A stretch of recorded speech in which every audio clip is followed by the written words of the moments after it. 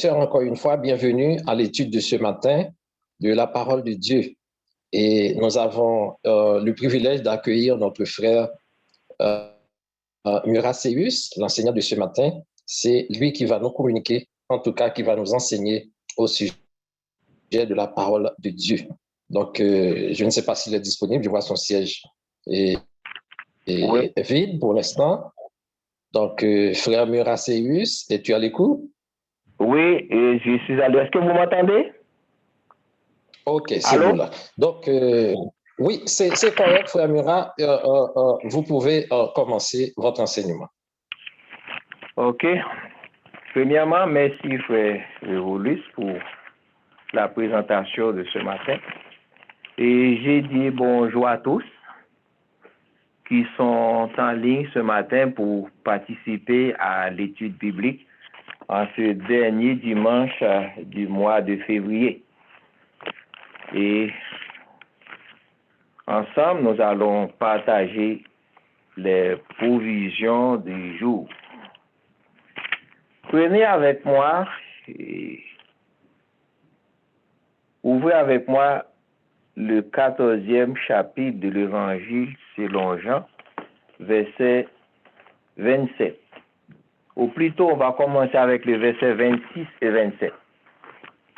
Jean, chapitre 14, versets 26 et 27. Mais le consolateur, l'Esprit Saint, que le Père enverra en mon nom, vous enseignera toutes choses et vous rappellera tout ce que je vous ai dit. Je vous laisse la paix. Je vous donne ma paix. Je ne vous donne pas comme le monde donne, que votre cœur ne s'étouble point et ne s'alarme point. Le sujet de ce matin, c'est « Je vous donne ma paix ». Je vous donne ma paix. On va voir quelle sorte de paix que le Maître nous a donnée. Que le Dieu de paix, que la grâce et la paix vous soient données de la part de Dieu, notre Père et du Seigneur Jésus-Christ. Éphésiens chapitre 1er, verset 2, Philippiens chapitre 1er, verset 2, et Romains chapitre 1er, verset 7. Que le Dieu de paix qui a ramené d'entre les morts le grand pasteur des brebis, par le sang d'une alliance éternelle, notre Seigneur Jésus-Christ. Hébreux chapitre 13, verset 20. Oui, il a ramené d'entre les morts le grand pasteur des brebis, qui est le bon berger lui-même. Jésus a dit, je suis le bon berger. Le bon berger donne sa vie pour ses brebis. Jean chapitre 10, verset 11. Et la paix de Dieu qui surpasse toute intelligence gardera vos cœurs et vos pensées en Jésus-Christ. Philippiens chapitre 4, verset 7.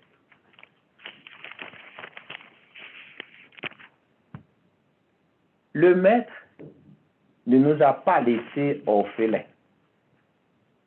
Il ne nous a pas laissés à notre compte, mais il nous laisse quelque chose qui pourrait combler notre désir spirituel. Quelque chose qui nous amènera à la vie éternelle par son sang versé sur la croix. Je vous donne ma paix. En quittant ce monde, notre Seigneur Jésus fit des legs. Suspendu sur la croix, il légua aux soldats romains qu'il avait crucifiés ses quelques vêtements et sa tunique. Il légua au bien-aimé Jean le soin de sa mère éplorée. et il légua à Joseph d'Arimathée son corps pour une sépulture convenable. Et en mourant, il remit son âme entre les mains de son Père. Jean chapitre 19, verset 30. Et Jean chapitre 17, verset 4. Est-ce qu'il y a des questions? Est-ce que vous êtes avec moi? Oui, allô? Allô? Oui, on vous entend. Je vous écoute, Frère Mirage. OK. OK, merci. Je veux savoir si vous êtes avec moi. Merci. Mais, qu'avait-il légué aux disciples qu'il avait accompagnés pendant plus de 3 ans et qui avaient trouvé en lui leur espoir du royaume messianique? Cet espoir ne serait-il pas écrasé en voyant mourant leur Seigneur? C'est la question qu'on pose. Ne serait-il pas rempli de confusion et de désespoir par les événements du calvaire? N'ont-ils pas surtout besoin que Jésus fasse un legs en leur faveur? Or, nous savons que Jésus n'avait ni or ni argent, mais il les laissa en effet quelque chose qui est de loin meilleur. Je vous laisse la paix, leur a-t-il dit. Je vous donne ma paix. Je ne vous la donne pas comme le monde donne, que votre cœur ne s'étrouble point et ne s'alarme point. Jean chapitre 14, verset 16, c'est le verset clé de notre étude ce matin. Quelle future incommensurable que cette paix que Jésus donne à ceux qui croient en lui. Celui qui la possède peut s'estimer parmi les plus riches et les plus heureux du monde. Et pourtant, ce n'est pas toujours ce que l'on puisse supposer, c'est-à-dire une paix sans trouble et une vie sans difficulté.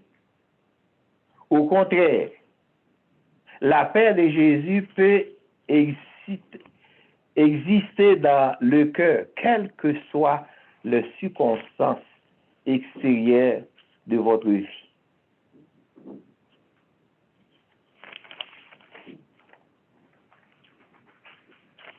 Le Seigneur n'a jamais d'ailleurs promis à son peuple une paix sans nuage, une vie sans trouble, une existence où toutes les circonstances extérieures seraient idéales.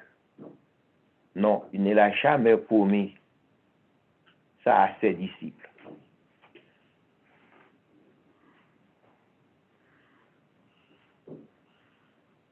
Non. Il ne donne aucune garantie à ses disciples qu'ils n'auront pas de preuves, de persécutions, de tribulations, de revers et d'opinions, de fausses accusations. Oui, sur le chemin du christianisme, on pourrait rencontrer tous ces problèmes-là. Au contraire, il les dit. On va aller voir qu'est-ce qu'il a dit. Ce qui trouve Jean chapitre 16, verset 33, pour voir qu'est-ce que le Seigneur a dit lui-même. Ce qui trouve Jean chapitre 16, verset 33, lisez-les pour moi.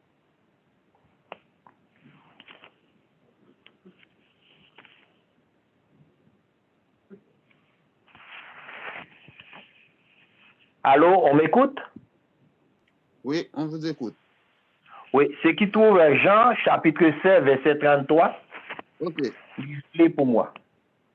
Je vous ai parlé ainsi, pour que vous ayez la paix en moi. Vous aurez des tribulations dans le monde, mais prenez courage. Moi, j'ai vaincu le monde. Amen. Merci bien. Oui, il n'a jamais promis que le ciel va toujours étoiler ou pour éclairer le ciel la nuit, le soleil va toujours briller dans le ciel. Non, il ne l'a jamais promis ça. Il a dit, vous aurez des tribulations dans le monde, mais prenez courage, j'ai vécu le monde. Ce que le frère vient de nous lire, c'est Jean chapitre 16, verset 33.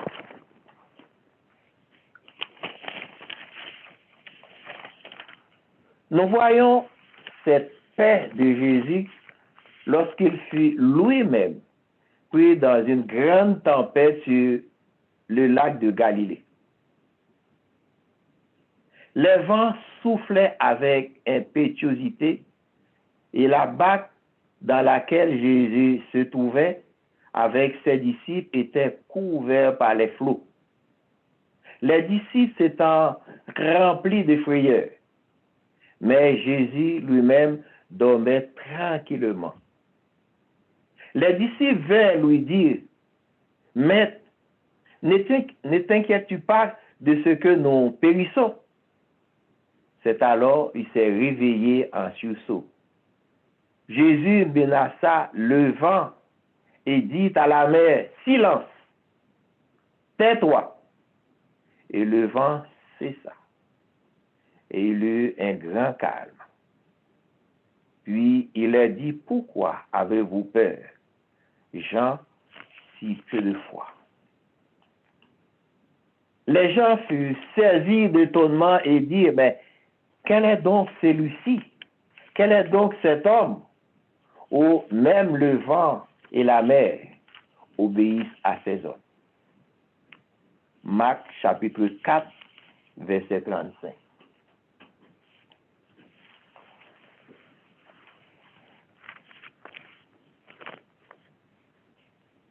Tous ceux qui combattent ou luttent avec la fidélité et la persévérance, Dieu est le rémunérateur de toutes leurs forces.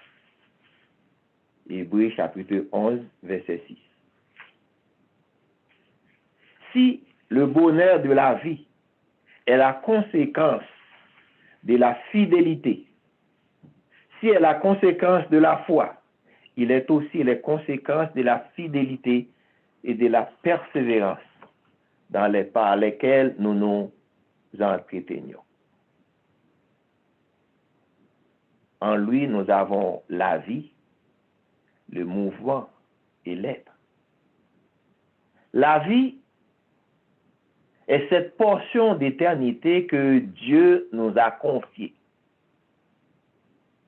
À chacun, il donne sa part des talents, d'énergie et bien d'occasion pour éprouver vous-même. Vous n'êtes pas responsable de la vie spirituelle de votre femme. Et c'est vice-versa. La vie spirituelle de vos enfants, de vos amis. Chaque personne est responsable de sa vie spirituelle. C'est pour cela qu'à chacun, il donne sa part. À chacun, il donne assez d'énergie, des talents. Et à chacun, il donne l'occasion de faire preuve du don que vous avez reçu. Et à chacun, il demandera aussi de lui rendre compte l'usage que vous faites de tout cela. Matthieu chapitre 25, verset 14 à 30. Il est vrai que le chemin de la vie, le chemin du combat est souvent pénible. Nous n'avons pas les mêmes facilités ni les mêmes capacités, que ce soit physique ou spirituel. Oui, il est vrai que le chemin est un peu difficile pour l'un, il est mieux pour l'autre. La route est parfois jonchée de peine, de douleur. Mais la promesse de Dieu est comme une lumière constante et rassurante qui brille au milieu de toute épreuve. La promesse de Dieu brille au-dessus de la COVID-19, au-dessus des problèmes, des difficultés que vous pouvez rencontrer sur la route, sur le chemin du christianisme. Mais rappelez-vous une chose, rappelez-vous de la promesse de Dieu. Il est au-dessus de tout. Vous voyez, le monde est à genoux aujourd'hui. Mais la promesse de Dieu est au-dessus de tout. Nous, les chrétiens,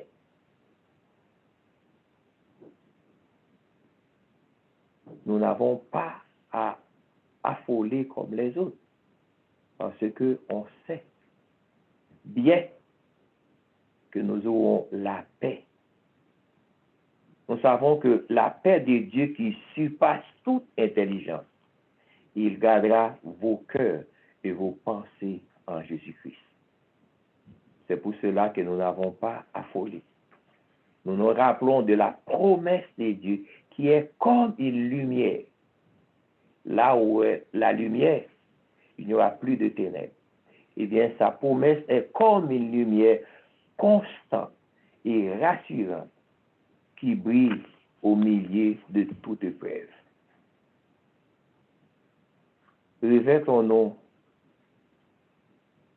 de toutes les âmes spirituelles et marchons sur la route sans peur et sans crainte, car Christ est le seul responsable de notre vie chrétienne.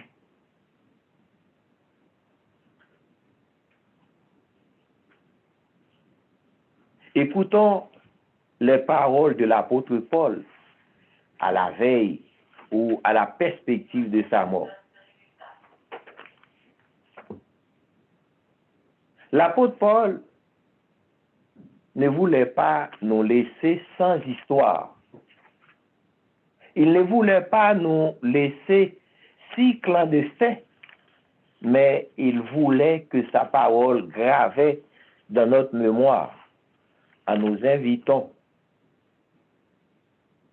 à dire aussi comme lui. Lisez pour moi 2 Timothée chapitre 4 versets 7 à 8. 2 Timothée chapitre 4 versets 7 à 8. Quelqu'un qui le trouve peut le lire pour moi.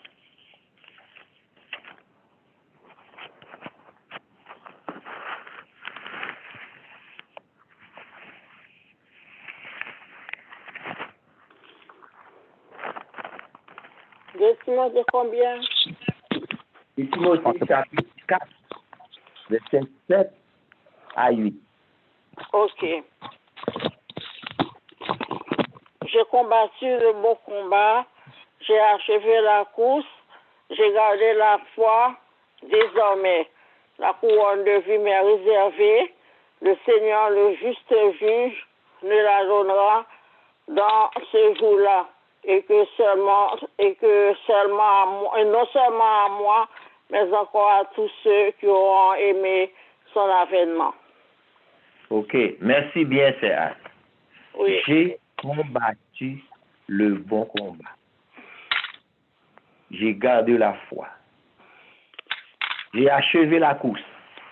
Le Seigneur, le juste juge, me l'a donné en ce jour-là, non seulement à moi, mais à tous ceux et celles qui ont gardé son avènement. La couronne n'était pas seulement à l'apôtre Paul. Il a apporté sa couronne, mais la couronne est aussi à nous. Il suffit de combattre le bon combat, d'achever la course et d'aller dans la course jusqu'à la fin. La couronne est aussi à nous. Il suffit de combattre, de garder la foi et au dernier jour, le Seigneur nous donnera la couronne comme il l'a donné à l'apôtre Paul.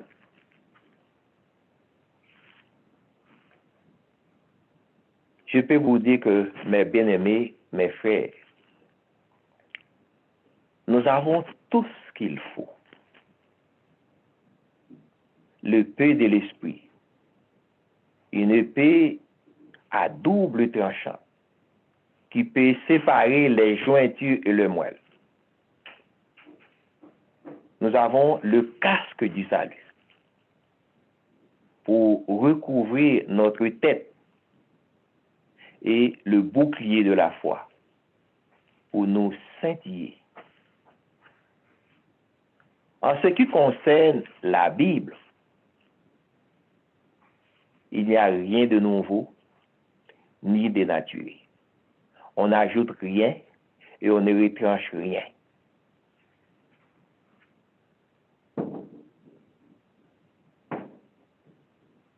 Ce sont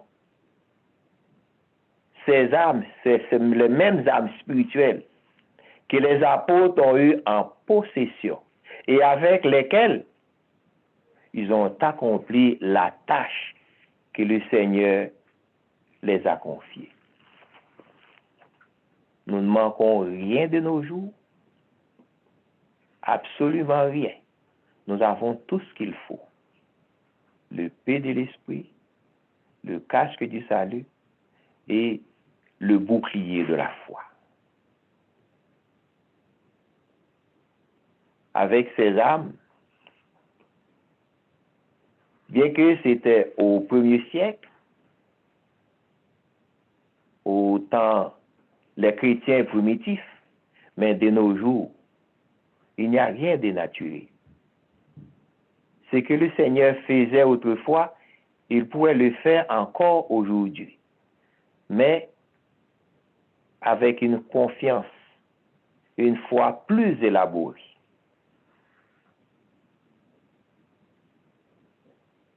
Aujourd'hui,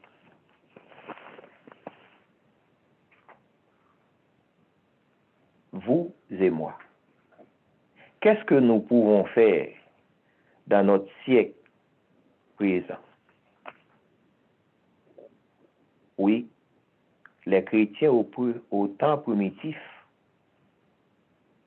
avaient fait quelque chose. Ils ont agi avec foi, confiance, assurance. Ils ont ajouté leur foi, la persévérance. Mais nous, qu'est-ce que nous pouvons faire aujourd'hui à notre siècle présent? Dans notre siècle présent. Il nous reste à livrer nous-mêmes tout en gardant la foi pour faire une œuvre dans le travail de notre siècle, en vue de bâtir le palais de notre avenir spirituel.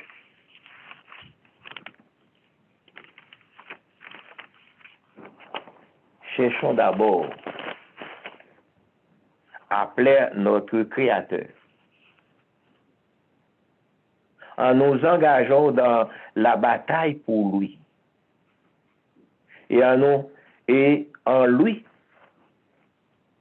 nous trouvons le chemin, la vérité et la vie. Car c'est le seul vrai succès de notre salut éternel.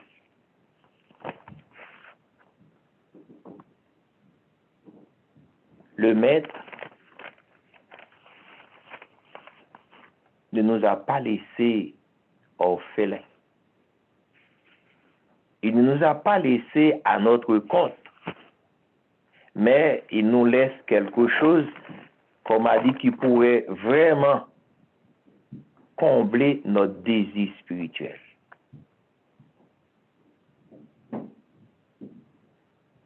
Il nous laisse quelque chose qui il nous laisse le consolateur, l'Esprit Saint que le Père enverra en son nom. Et tout cela, c'est pour nous rassembler, comme il a dit, je vous laisse la paix. Je vous donne ma paix.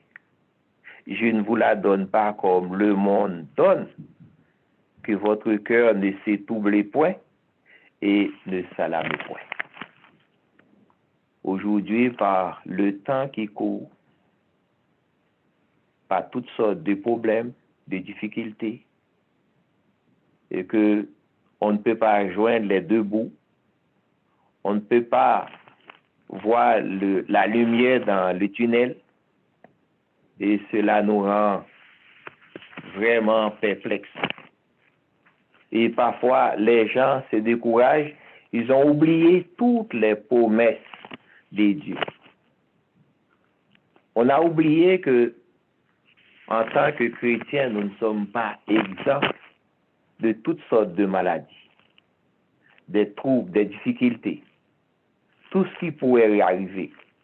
Mais c'est à ce moment-là qu'on doit se rappeler, on doit dédier que toute chose concourt au bien de ceux qui aiment Dieu.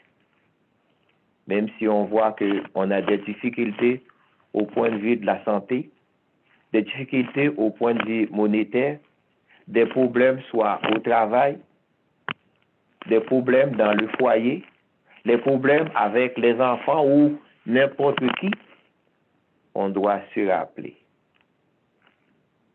On doit faire confiance. Il y a trois choses qu'on doit garder. La foi, la fidélité et la persévérance. Et avec ça, nous n'aurons pas à perdre la bataille. Péremptoirement où Jésus-Christ a dit, sois fidèle jusqu'à la mort, je te donnerai la couronne des vies. La paix que Jésus donne, c'est une paix durable. Ce n'est pas une paix éphémère. C'est une paix durable. Une paix vraiment qui pourrait nous consoler dans notre foi intérieure. Une paix sans fin. Ce n'est pas une paix éphémère, mais une paix durable, une paix absolue. C'est cette paix-là qu'il dit que le Dieu de paix, qui a ramené d'entre les morts le grand pasteur des brebis par le sang d'une alliance éternelle. Ce n'est pas une alliance éphémère, mais une alliance éternelle. Et au dernier jour, de même qu'il a ramené son Fils par une alliance éternelle, il ramènera avec lui tous ceux qui sont avec lui, tous ceux qui croient en lui, tous ceux qu'il est l'auteur de salut éternel pour eux, il les ramènera aussi avec lui. C'est notre espérance. C'est ce que nous espérons.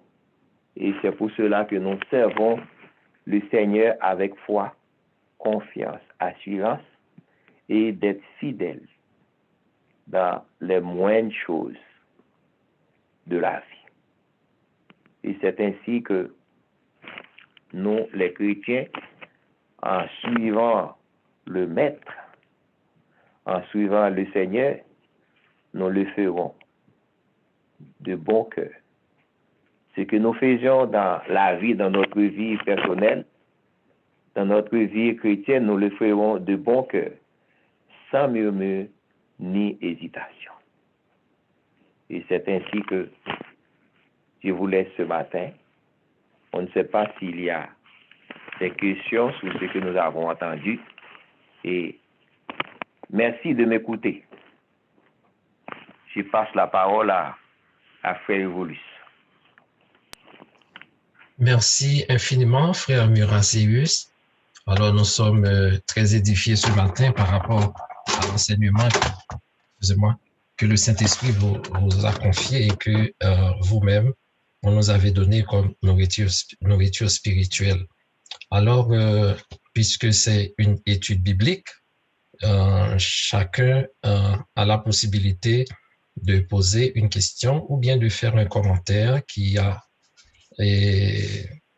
à voir avec le sujet en question sur comment garder la foi et que notre frère nous a communiqué ce matin. Donc, si vous avez une question, une intervention, ce serait la bienvenue. Et vous avez la parole, mes frères et sœurs. Parce qu'il nous reste du temps, donc vous pouvez intervenir normalement à ce sujet ce matin.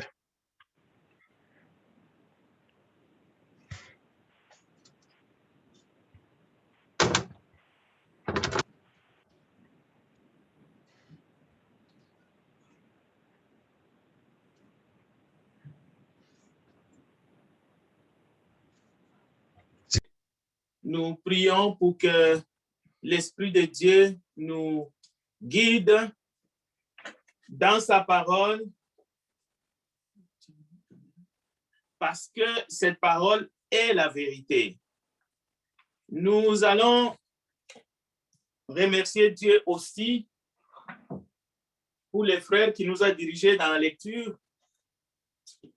Et nous bénissons déjà Dieu pour l'étude de ce matin, parce que nous avons reçu grâce sur grâce et nous demandons à notre Père Céleste de bénir notre frère Murat ainsi que sa famille.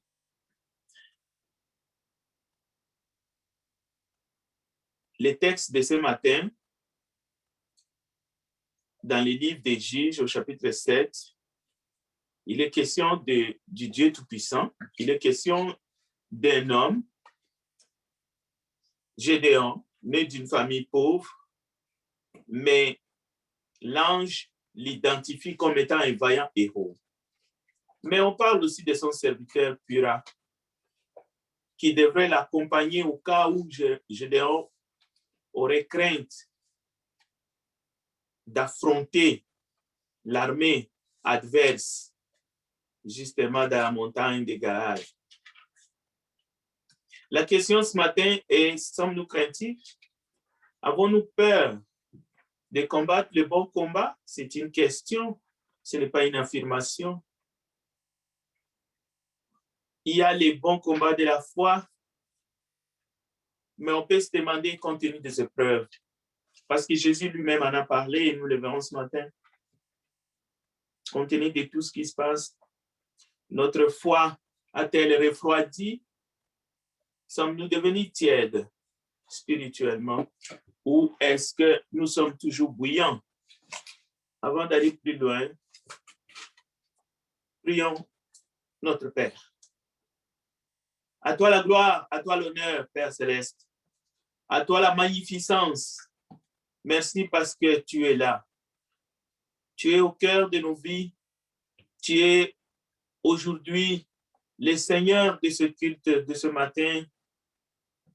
Merci pour ta providence. Merci pour tes compassions. Merci parce que c'est par ton sang que tu nous as lavé de nos péchés. Nous nous confions en toi. Fais que nous ne soyons que des instruments pour la gloire de ton nom. Accepte nos cantiques, accepte nos offrandes, accepte nos prières et nous intercédons, pas seulement pour nous, mais aussi pour ceux qui ne sont pas avec nous. Et nous prions pour ce monde, afin que les habitants qui s'y trouvent reconnaissent que tu es le grand Dieu, créateur de toutes choses, les visibles étant les invisibles.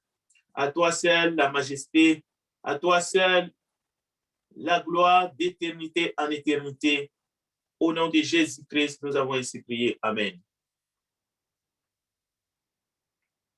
Si les peuples juifs en général, n'ont pas reconnu Jésus comme étant le Messie, lorsque le Seigneur est entré dans ce monde par le canal de sa servante Marie, que le Saint-Esprit a couvert de son nom. Il n'est pas exact de croire, ni de faire croire aux gens que tous les Juifs n'ont jamais cru en Jésus-Christ, même après sa crucifixion et après sa résurrection, son ascension, alors que l'Église est établie physiquement dans le monde, les jours de la Pentecôte. Il est vraiment inexact parce que ceux qui nous ont apporté l'Évangile, ceux qui ont prêché l'Évangile de Jérusalem, en Judée, en Samarie, en 99%, c'était les disciples de Jésus. Bien sûr qu'il y a d'autres non-juifs qui, ayant cru, ont aussi participé au témoignage, à la prédication de la bonne nouvelle. Alors, le livre des Juges nous enseigne, c'est un message fort. Nous le trouvons aussi, il y a des ramifications de ce même message dans le Nouveau Testament. Il y a des conseils même dans les évangiles où on trouve les triages que l'Éternel, le Dieu Tout-Puissant, fait parmi son peuple. Tous sont appelés, tous les hommes sont appelés à recevoir le salut de Dieu. Aujourd'hui, par l'Évangile, ceux qui répondent favorablement à la grâce de Dieu sont identifiés maintenant comme étant les élus, les choisis dans la nouvelle alliance, juifs ou non juifs. Dans le livre des Juges au chapitre 7, le peuple vivait une période difficile et on peut penser à notre époque aujourd'hui, à cette période que nous vivons. Bien sûr que le combat ou l'armée en face de nous, ce n'est pas toujours la même chose. Pour les Juifs à cette époque, c'était les Madianites. Et les Madianites qui sont les descendants de Kétoura, une femme étrangère d'Abraham, qu'Abraham a épousée après la mort de Sarah. Et d'ailleurs, n'oubliez pas que le beau-père de Moïse venait de ce peuple madian. Donc, lorsque Dieu dit à Gédéon, ce peuple est nombreux, Dieu avance la première raison.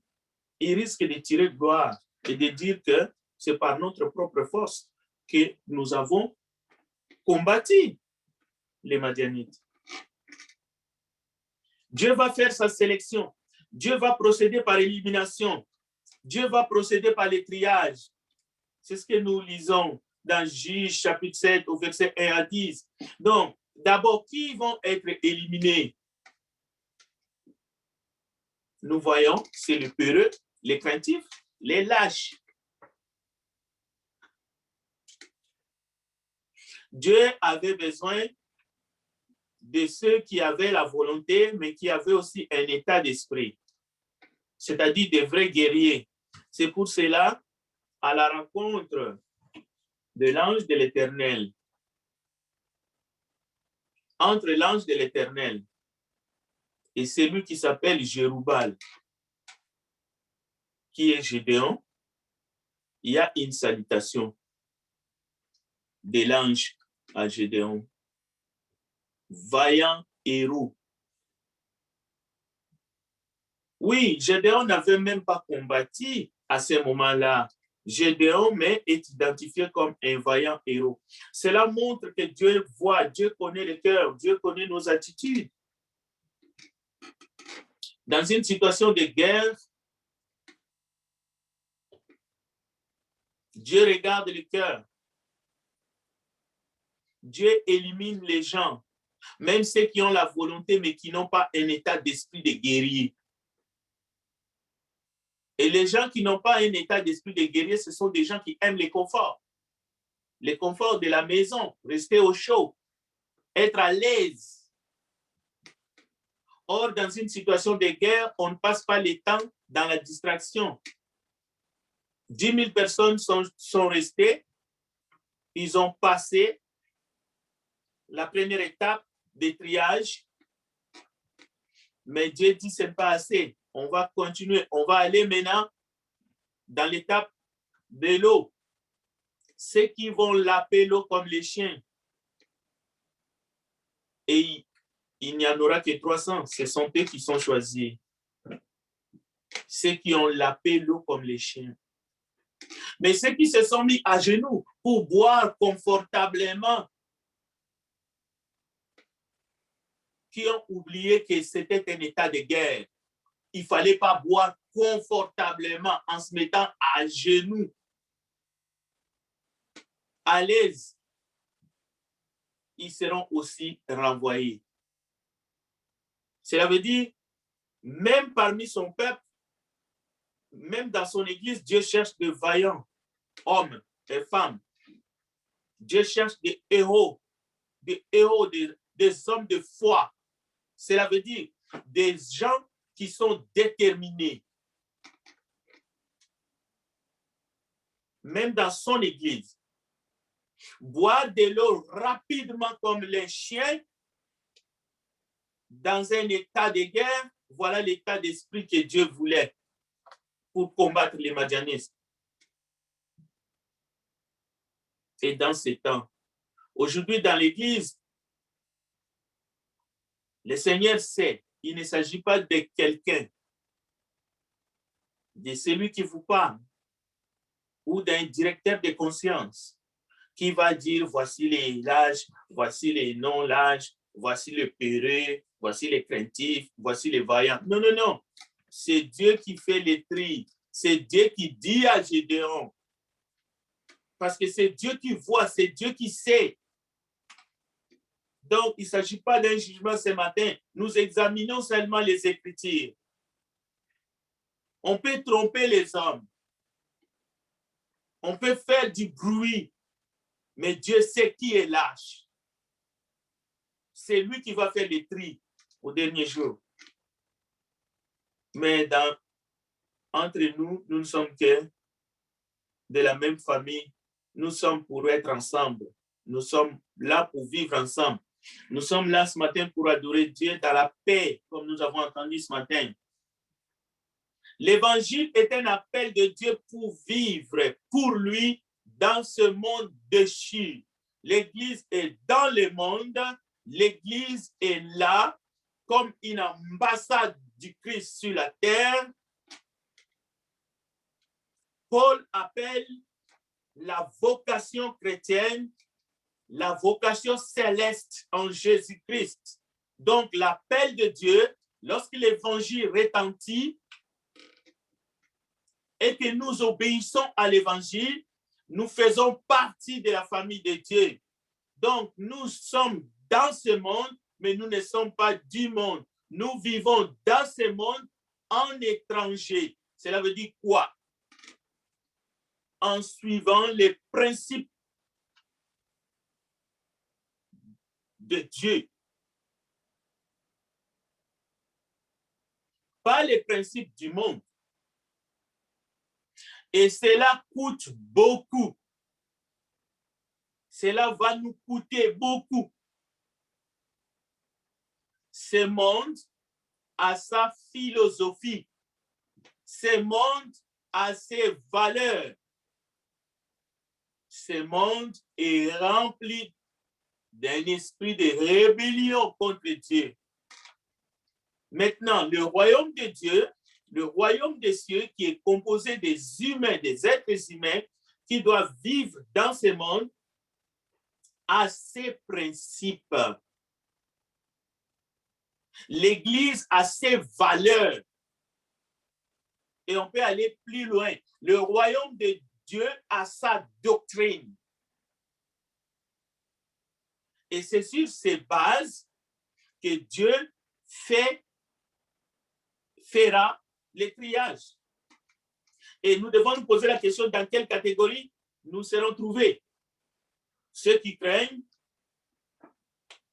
les hommes au lieu de craindre Dieu, ceux qui ont la volonté, mais qui n'ont pas un état d'esprit. Serons-nous trouvés parmi les tièdes, parmi les bouillants, ou parmi ceux qui se sont refroidis? Voyez-vous, le message est adressé au peuple de Dieu. Et je peux dire, sans me tromper, au peuple élu de Dieu, Israël. Et nous avons des implications où le message est adressé dans le Nouveau Testament, dans la Nouvelle Alliance, à l'Église du Dieu vivant, c'est-à-dire aux membres du corps du Christ. Et nous avons un texte clair que nous verrons dans l'Apocalypse. Le message est adressé à l'Église de Laodicée, c'est-à-dire aux membres du corps du Christ dans la ville de Laodicée. Donc, ce n'est pas un message qui est adressé au monde. Alors, si 32 000 combattants parmi le peuple qui avait la volonté d'aller combattre les Madianistes, Dieu ne trouvera que 300 hommes de qualité, des héros avec qui Dieu va délivrer Israël de ce peuple qui avait dominé son époque, les Madianites. C'est ce que nous allons essayer de voir dans quelques minutes qui nous restent. Le vouloir ne suffit pas. Vous pouvez avoir la volonté ce matin d'être et de demeurer dans la vérité. Mais est-ce que vous vous entraînez? La Bible dit un athlète peut vouloir remporter les prix, mais le vouloir ne suffit pas. Vouloir quelque chose sans travail, c'est un vœu pieux. Mais est-ce que notre Dieu qui voit le cœur, est-ce qu'il peut nous considérer? Il peut considérer ton état d'esprit, malgré l'époque, malgré la souffrance. Sommes-nous engagés? Que Dieu nous aide ce matin à être parmi ses enfants. Écrit à l'ange de l'église de Laodicée, Apocalypse chapitre 3, voici ce que dit l'Amen, le témoin fidèle et véritable, l'auteur de la création de Dieu. Je connais tes œuvres, je sais que tu n'es ni froid ni bouillant. Si seulement tu étais froid ou bouillant, ainsi parce que tu es tiède et que tu n'es ni froid ni bouillant, je vais te vomir de ma bouche. En effet, tu dis, je suis riche, je me suis enrichi, je n'ai besoin de rien, et tu ne sais pas que tu es malheureux, misérable, pauvre, aveugle, nu. Et vers la fin, si quelqu'un attend ma voix et ouvre la porte, j'entrerai chez lui, je souperai avec lui et lui avec moi. Les vainqueurs, je les ferai asseoir avec moi sur mon trône. Tout comme moi aussi j'ai vaincu, je me suis assis avec mon Père sur son trône. Que celui qui a des oreilles écoute ce que l'Esprit dit aux églises. Il ne s'agit pas d'entendre. On peut entendre des grands bruits ce matin. Mais écouter, c'est avec le cœur. Écouter, c'est vouloir passer en action, c'est mettre les avantages de celui qui parle avant toute chose. Que veut dire être tiède? Selon la parole divine, cela signifie quoi? Être tiède, c'est avoir la température ambiante de la pièce où on s'y trouve. C'est suivre le mouvement ambiant, adhérer aux idées qui sont peut-être à la mode. C'est faire partie d'un troupeau, mais des moutons. Mais le Seigneur a besoin de brebis qui écoutent sa voix et qui les suivent. Et d'ailleurs, ce message que nous avons, que ce soit dans les livres des juges et même le même message sous une autre forme que l'ange donne à Jean dans l'Apocalypse chapitre 3, cela nous fait passer à quoi? Cela nous fait passer à un autre passage de Paul, poussé par le Saint-Esprit dans Romains 12, qui déclare « Ne vous conformez pas au siècle présent ». Cela nous fait passer au discours de Jésus dans Matthieu 24 en sortant du temple. Il a dit, la charité du plus grand nombre se refroidira. Pourquoi? À cause des événements, à cause des souffrances qui s'abattra dans ce monde avant son retour, à cause des maladies, à cause des pandémies, à cause de ceci ou de cela, à cause de l'amour du monde. Donc, l'Amen, dans Apocalypse chapitre 3, ne reproche pas aux membres de Laodicée leur manque d'œuvre. Ils avaient sûrement de bonnes œuvres. Ils avaient sûrement des raisons pour se vanter. D'ailleurs, ils s'en vantaient. Mais l'Amen ne les reproche pas du tout comme nous avons la pensée. Parce que lorsque nous prenons Apocalypse chapitre 2, chapitre 3, chapitre 4, on voit vraiment que Dieu reproche. C'est tout ce qui nous passe dans l'esprit. Oui, la tuédère est épinglée. La tuédère est soulevée comme un vice, mais pas comme une fin en soi. Parce qu'à la fin, c'est un message d'amour. Que celui qui a des oreilles écoute ce que l'Esprit dit. C'est les promesses que le vainqueur, c'est les promesses pour le trône. Le vainqueur, je le ferai asseoir avec moi sur mon trône. C'est ça le message. Le message, ce n'est pas la reproche. Le message, c'est la promesse du trône.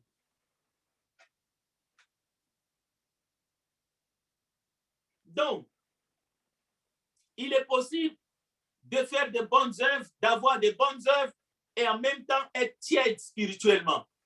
Il ne s'agit pas de la température ambiante du corps qu'on vous prendra si vous voulez faire une sortie de la ville ou que si vous voulez prendre votre avion. Il ne s'agit pas de cette température-là. Il s'agit de la température de votre homme intérieur que Dieu serait capable de prendre. On ne peut pas prendre cette température-là avec le thermomètre médical. Qui sont les tièdes et qui sont les bouillants? Voici quelques exemples. Les chrétiens tièdes, parce que c'est de cela qu'il s'agit, plairent beaucoup et tout le temps. Mais les chrétiens bouillants plairent aussi. Ils sont identiques. Nous sommes tous identiques, ils ne pleurent pas.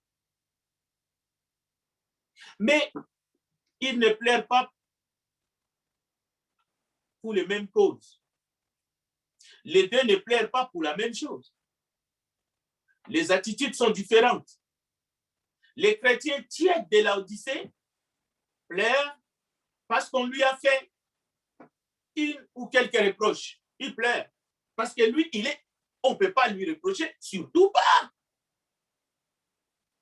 Et on les voit souvent dans ce monde. Mais les chrétiens bouillants de Philadelphie pleurent pour le salut de ceux qui sont encore perdus. Mais lorsqu'on lui reproche, il sait que c'est par amour que cela a été fait. Parce que Dieu châtie celui qu'il aime.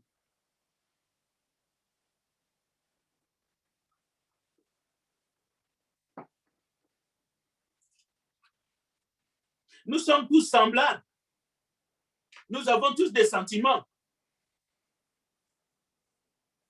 Le chrétien tiède est heureux parce qu'il vient d'avoir une augmentation de salaire. Mais le chrétien bouillant est aussi heureux parce qu'on lui augmente son salaire. Mais il est surtout heureux parce qu'il voit un nouveau converti qui est encouragé. Parce qu'il voit quelqu'un qui est passé de la mort à la vie. Il y a de la joie dans les ciels, mais aussi parmi les chrétiens qui ont compris pourquoi Jésus est monté sur la croix. Mais les chrétiens tièdes, lorsqu'il est gratifié, lorsqu'il a une promotion au travail, lorsqu'il a une augmentation, il se réjouit parce qu'il sait qu'il peut venir en aide, qu'il peut répondre à un besoin, qu'il peut prendre soin de ceux que Dieu lui a donnés.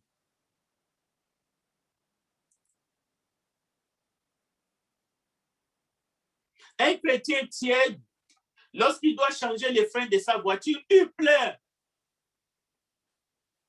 Lorsqu'il regarde ses factures, il pleure. Il pleure tout le temps, en fait. Mais les chrétiens qui est bouillant, les chrétiens spirituels, il doit changer ses freins d'auto. Il doit payer ses factures. Mais il pleure surtout lorsqu'il sait qu'il y en a qui meurent de faim, qui n'ont pas assez mangé. Aujourd'hui, au Yémen, il y a 20 millions de personnes qui sont dans le désert. Et il y a 1 million d'enfants qui vont mourir de la famine si on ne leur vient pas en aide. Aujourd'hui. Mais les chrétiens tièdes, ils pleurent parce qu'on n'a pas été juste envers lui. C'est injuste. Moi, on ne peut pas me parler comme ça. Mais les chrétiens spirituels, l'enfant de Dieu, c'est lui qui est bouillant, c'est lui qui n'est pas refroidi. Il pleure parce qu'il a soif de justice.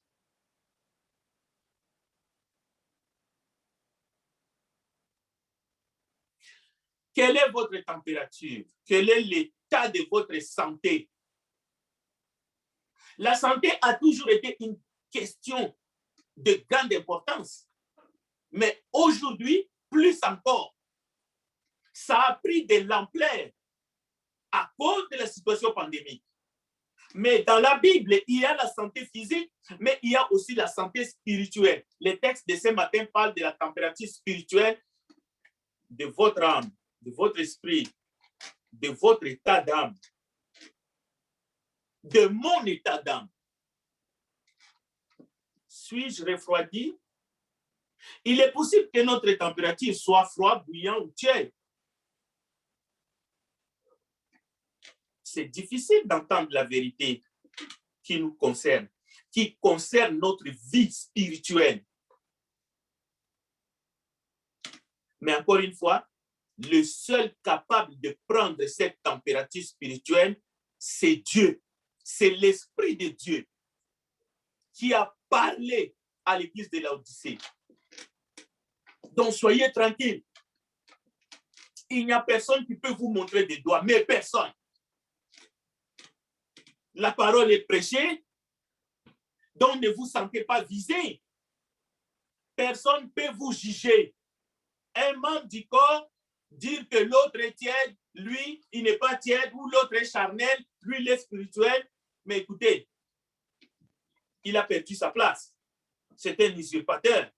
Cette matière n'est réservée qu'au Saint-Esprit. C'est seulement la parole qui fait ce travail-là. Donc, nous devons tous faire attention pour que nous soyons fonctionnels, pour que nous soyons parmi qui sont choisis et qui sont élus. Nous devons contrôler, nous devons chaque fois nous examiner. Nous ne devons pas être les chrétiens qui sont en déphasage, c'est-à-dire par rapport aux situations, nous changeons comme des caméléons. Parce qu'un chrétien tiède, il mange tout le temps. Dès qu'il a faim, il mange. Il dort quand il a sommeil. Il réagit négativement. Ses envies, au fait, c'est la volonté de Dieu. Dès qu'il voit l'occasion de tomber, il tombe.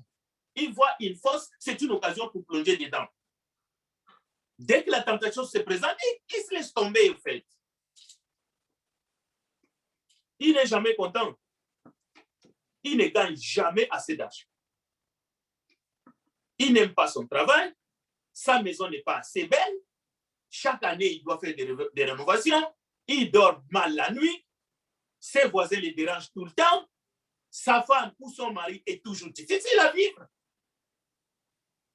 Mais encore une fois, seul Dieu connaît celui qui se dit chrétien et qui a un tel comportement. Mais l'Esprit Saint a parlé à l'église de Laodicée. Et nous parle ce matin. Alors, l'amour dans les couples aussi peut se refroidir. Et cela peut affecter notre santé spirituelle. Pourquoi? Parce que le mariage est une institution divine. Vous savez qu'il y a des couples tièdes, un couple où il n'existe pas un vrai dialogue franc et sincère. Un mari menteur, ce n'est pas seulement celui qui vit dans l'adultère. Un mari menteur, c'est celui qui dit oui à la place de dire non. Une femme menteuse, c'est celui qui dit oui alors qu'il devrait dire non à son chéri. Parce que cette voie-là conduit la famille dans un trou. C'est une femme menteuse. C'est la tuerie spirituelle. C'est ça l'hypocrisie, au fait. Une épouse menteuse cache ses ressentissements dans son cœur. Et on ne peut pas parler d'un couple à ce moment-là. Parce que c'est une rancunière. C'est un homme qui garde l'amertume dans son âme envers l'être le plus aimé. C'est sorcier. Il est possible d'être doux et calme, mais sorcier. Il y en a des gens qui se vantent parce qu'ils ne parlent pas beaucoup. C'est mieux celui qui parle que celui qui ne parle pas. Parce que vous ne savez pas qu'est-ce qu'il est en train de mijoter dans son cœur. Écoutez, dans les couples, rien ne peut remplacer un dialogue. Rien ne remplace les dialogues, mais un dialogue respectueux, un dialogue franc, sincère, conforme à la volonté de Dieu, conforme à la parole de Dieu, selon les principes divins. Donc, ne soyons pas timides, ne soyons pas tièdes, même dans nos couples. Dialoguons dans le respect mutuel, comme j'aime toujours dire, aimons-nous vivants. Alors, on n'arriverait pas à des coups de tonnerre, à des divorces.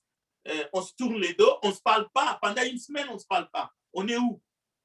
On est déjà en enfer, non? Un chrétien tiède, c'est un chrétien charnel, mais c'est un chrétien quand même. C'est un chrétien quand même. Mais c'est un chrétien qui ne grandit plus dans la foi. Il n'a pas besoin de conseil. Il demande conseil à personne. Au fait, il connaît tout. Même si la connaissance enfle, il aime le confort, il n'aime pas la souffrance, en tout cas en général. Même au nom du Seigneur Jésus, non, non, non, non, non. Il vit dans un état émotionnel, physiquement et spirituellement. Ne lui demandez pas surtout un effort quelconque. Dès qu'il faut prendre le moindre risque, que ce soit au nom du Seigneur, que ce soit pour l'œuvre de Dieu ou même pour sa propre famille, non. Défendre la vérité dans ce monde, ouf, ça c'est le cancer. Il est envahi par la peur, il est envahi par la colère, il est envahi par les mauvaises pensées. Il ne sait pas faire la différence. Le Saint-Esprit dit, tu aurais dû être froid ou bouillant, mais pas tiède. Écoute ce que l'Esprit dit aux églises. Au reste, frères, que tout ce qui est vrai, que tout ce qui est honorable, que tout ce qui est juste, que tout ce qui est pur, tout ce qui est aimable, tout ce qui mérite l'approbation, ce qui est vertueux et digne de louange soit l'objet de vos pensées. C'est-à-dire, un chrétien bouillant, ce n'est pas un chrétien qui va commencer à faire des gestes ou qui va parler, distribuer des tracts partout, qui court de gauche à droite, qui ne sait pas garder silence. Non. C'est quelqu'un qui cherche à plaire à Dieu. Il a ses faiblesses, probablement. Mais il est prêt à mourir pour les intérêts de Dieu. En quoi cette église de Laodicée était-elle tiède? En quoi? Elle avait des difficultés à croire ou à proclamer une parole forte. Et une personne qui est tiède n'est pas convaincue de la vérité. Il ne peut pas défendre la parole de Dieu, pas les idées personnelles, pas les idées du monde, mais de manière convaincante. Lui, Il croit en effet qu'il est riche, qu'il s'est enrichi, il n'a besoin de rien en fait. Vous savez ce que ça veut dire, n'avoir besoin de rien? Savez-vous c'est quoi? Je n'ai besoin de rien. Lorsqu'on a besoin de rien, c'est que tous les besoins physiologiques sont déjà comblés en fait. Les besoins d'accomplissement de soi, au top, besoin d'estime de soi. Il veut toujours être estimé par les autres. Que les autres lui fassent confiance, qu'on les respecte. Il recherche la reconnaissance tout le temps, l'appréciation des autres. Donc, les besoins d'appartenance et d'amour, ses affections, tout ça là, c'est comblé. Besoin de sécurité. Nous sommes en sécurité au Canada. Donc, c'est ça. Je n'ai besoin de rien. Ma vie est stable. J'ai un bon travail, j'ai une bonne femme, et mes enfants étudient dans des écoles privées. Qu'est-ce que j'ai besoin encore? Mais attendez, la respiration que tu as ne t'appartient pas. C'est comme un architecte. Qui peut convaincre un architecte que la maison qui est sortie de nulle part, qui est là, n'est pas son œuvre? Mais c'est son œuvre. Il s'enorgueillit. Il a conçu ça. Il a pondu la maison que vous voyez. Peut-être que vous habitez. Il va dire, ça, c'est mon produit. Mais attention, quelqu'un nous dit la Bible. Chaque maison est construite par quelqu'un. Mais toutes les maisons sont construites par qui? N'est-ce pas par Dieu? L'architecte, la terre là, où il a mis cette maison-là, il a créé où? Le bois qui est entré dans la maison, c'est qui? La forêt appartient à qui? À quel architecte? Ou à qui? Maintenant, si le voyage dans cette planète nouvelle, cette planète où on va faire des investigations et tout, admettons qu'on trouve les signes de vie là-bas. Maintenant, on peut se poser la question, d'où est venue cette vie? Et où est partie cette vie? Parce que l'exploit, c'est on est allé en Mars.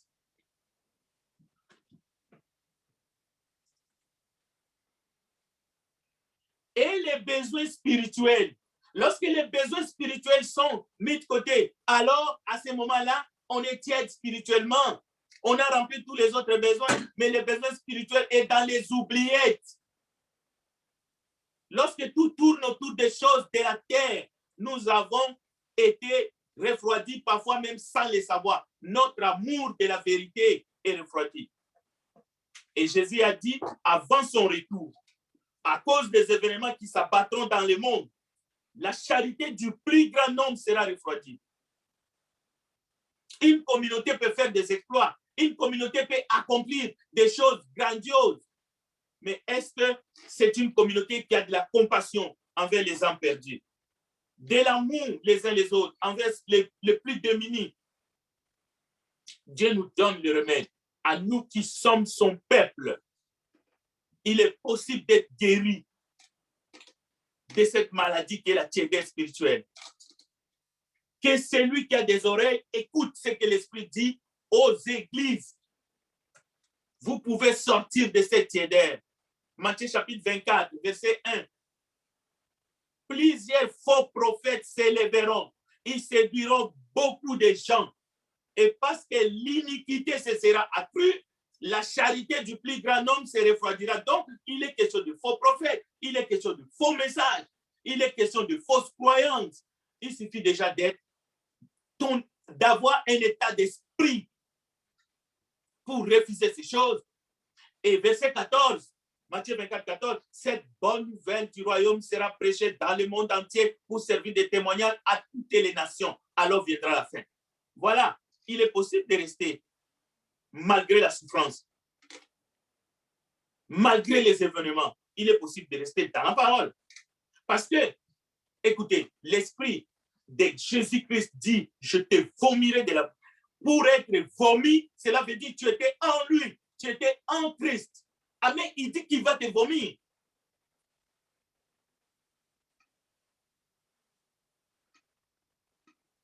Jésus dit, il en sera de même avant l'avènement des fils de l'homme. De deux hommes qui seront dans un champ, l'un sera pris et l'autre laissé. De deux femmes qui moudront à la meule, l'une sera prise et l'autre laissée. Veillez donc, puisque vous ne savez pas quel jour le Seigneur viendra. Alors, nous allons conclure en disant, si tu confesses haut et fort le témoignage de Jésus-Christ, le monde va se débarrasser de toi.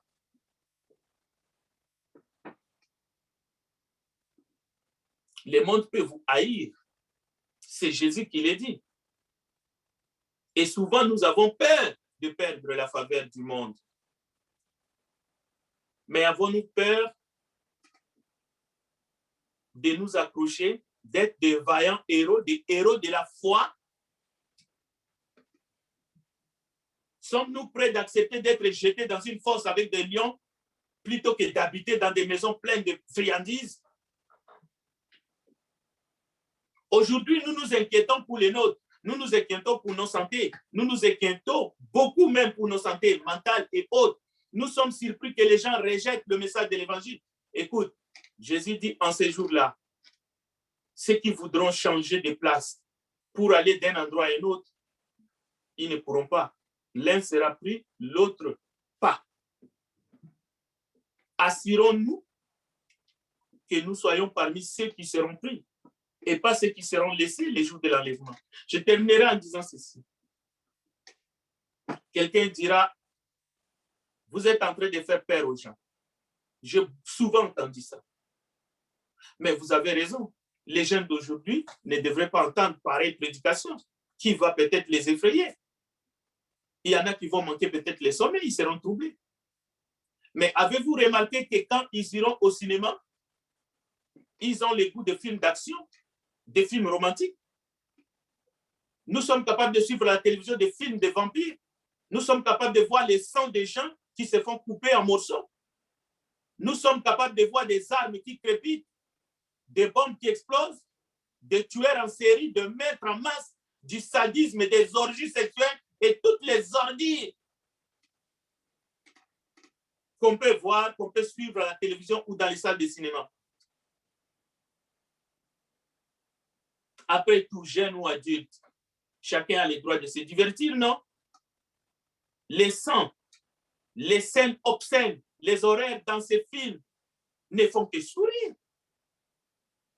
Les moralistes viendront nous dire, ils vont laisser déchaîner leur colère, leur furie, leur haine contre un piètre prédicateur qui enseigne ce qui est dans la Bible.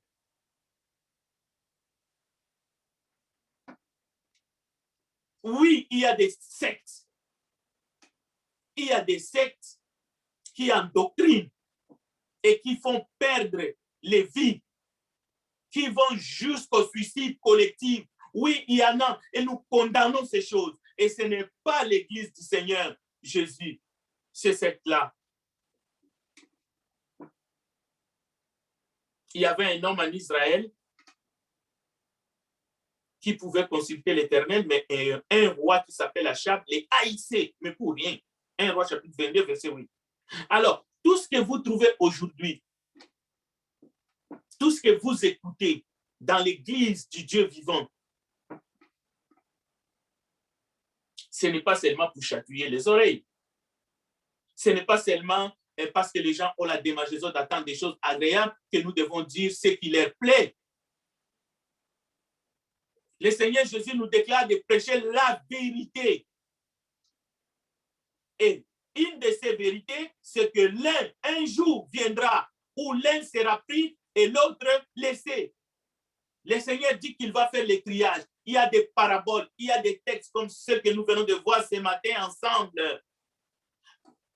Le message de Dieu pour ce monde, c'est que vous soyez riche ou pauvre, que vous soyez un gendarme de la République, que vous soyez un médecin, un policier, que vous soyez autorité dans le pays. Mais sachez qu'un jour, l'un sera pris, l'autre sera laissé. Et il n'y a aucun espoir pour vous si vous ne croyez pas et si vous ne vous faites pas baptiser au nom de Jésus-Christ pour le pardon de vos péchés. Je ne suis pas capable de vous faire réellement peur avec un message d'une demi-heure. Non, ce n'est pas vrai. Les gens ne deviennent pas des chrétiens, des enfants de Dieu par angoisse. parce qu'ils ont angoissé, parce qu'ils ont écouté un message et qui les a fait titiller. Mais pensez-y aujourd'hui avant d'aller dormir. Un seul instant. N'est-il pas vrai que ce monde souffre? N'est-il pas vrai que les gens ont laissé Dieu en dehors de leur vie? N'est-il pas vrai que les gens ont rejeté Jésus comme étant le sauveur du monde? N'est-il pas vrai que la parole de Dieu nous avertit qu'un jugement viendra? Ne méritez pas, est-ce que ne méritons-nous pas d'être jugés pour nos péchés? Chacun individuellement. Le message à l'église de Laodicée ne nous interpelle-t-il pas? N'avons-nous pas tous besoin d'un sauveur, Jésus-Christ, pour nous sauver de nos péchés? C'est ça le message de l'évangile. C'est ça la bonne nouvelle. Jésus-Christ est mort sur la croix pour nous sauver de nos péchés. Et il est vivant. Il est vivant à jamais et il revient. Et il vous aime. Il est mort pour vous pardonner de vos péchés. Mais vous devez lui faire confiance. Vous devez lui accorder votre confiance totale. Et vous devez vivre pour lui. Vous ne devez plus vivre selon les siècles présents. Mais vous devez vivre parce que lui, il a versé son sang et il veut faire de vous des citoyens, des hommes et des femmes dans son royaume. Que Dieu bénisse sa parole. Je retourne la parole à notre frère Révolis qui nous dirige dans ce culte ce matin. Amen. Merci beaucoup, frère Frédéric. Que le Seigneur te bénisse et bénisse toute ta maison abondamment. Et pour ce message qui nous a bénis, le message reçu de Dieu. Et nous recevons ce message avec beaucoup de cœur que le Seigneur nous a communiqué ce matin. Et vous, frères et sœurs qui êtes déjà en Christ et qui avez déjà une place auprès de lui, eh bien, ne lâchez pas. Mais pour ceux qui